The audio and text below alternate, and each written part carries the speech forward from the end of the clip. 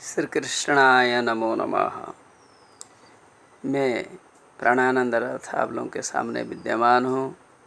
मैं अभी श्रीमद् भगवद गीता के 10वें अध्याय के 4था श्लोक आप लोगों के सामने बहुत संक्षेप में प्रस्तुत करने जा रहा हूँ। एक बात आती है, जब गीता की हो, भागवत की हो,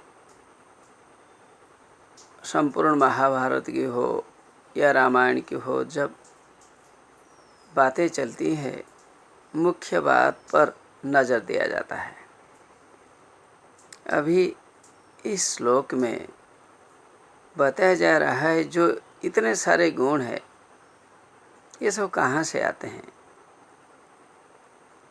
कोई भी विद्वान जरूर सोच लेता है, अरे परमात्मा ने हमको बनाया है, तो जब हमको बनाया है, गुण भी हमको दिया है, लेकिन गुण तो हमारे विकास के पर निर्भर करते हैं। यदि हम विकास के पथ पर है, योग के मार्ग पर है, दार्शनिक ज्ञान विज्ञान से निष्णात है, तब बहु गुणों पर हमारा नियंत्रण रहता है। नहीं तो सभी गुण तो परमात्मा ने दिया है। क्या सभी में सभी प्रकार के गुण समान रूप में हैं? आप जवाब दीजिए। इस संदर्भ में कहा जा सकता है कि सभी गुण परमात्मा ने अवश्य दिया है। अच्छे हो बुरे हो, जो गुण है ये हमारे विचार, हमारे प्रकृति पर निर्भर करता है, हम कैसे इन गुणों पर नियंत्रण रख सकें। लेकिन सभी गुण परमात्मा से बनाए गए हैं।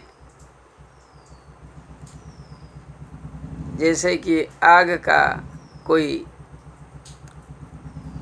अच्छे काम में प्रयोग करता है, रंधन इत्यादि कार्य में, कभी जलाने के काम में आता है। जलाने का मतलब नहीं कि जलाने से बर्बादी हो जाता है। जब कहीं बर्बादी है, तब इसके साथ साथ जलाने वाले का भी कोई मकसद होता है। इससे हमें क्या फायदा होता है, वह भी देखा जाता है। बुद्धिर्ज्ञानम सम्मोह क्षमा सत्यं दमः समाः सुखं दुःखं भवो भाव भयं च भयमेव च।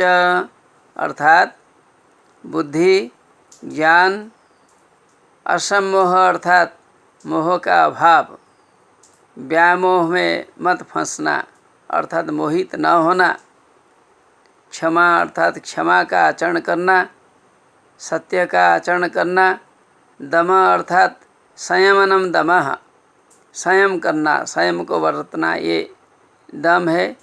समः मतलब शांति, सुखम सुख, दुखम दुख है। भव अभाव, भव हो या अभाव हो, भव मतलब जन्म, जन्म हो, अभव अर्थात विनाश हो, ये सभी परमात्मा के द्वारा दिए गए गुण है। बुद्धि, ज्ञान, असंमोह, क्षमा, सत्य, दमः, समः, सुख, भव अभाव, जन्म विनाश, भय अभय, ये सब परमात्मा से उत्पन्न हुए हैं। इसे हमें ध्यान में रखना पड़ेगा। श्लोक इस प्रकार है, बुद्धिर्ज्ञानम संमोह क्षमा सत्यं दमः समाः सुखं दुःखं भवो भावो भयं च भयमेव च। नमो नमः।